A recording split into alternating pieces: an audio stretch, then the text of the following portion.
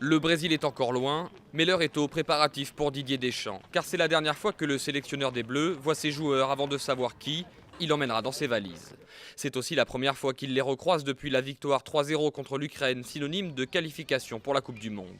Et pour lui, quelque chose s'est passé le 19 novembre. Ils ont matérialisé de par ce qu'ils ont fait sur le terrain et la communion avec le public, cette joie spontanée, très forte.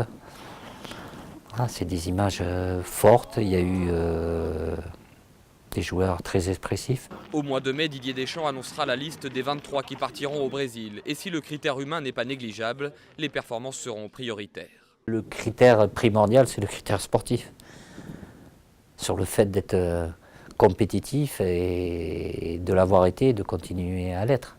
Après le match amical contre les Pays-Bas demain, Deschamps ne retrouvera ses joueurs que le 19 mai pour le rassemblement des sélectionnés. Le coach français regrette d'ailleurs le peu de temps passé avec le groupe.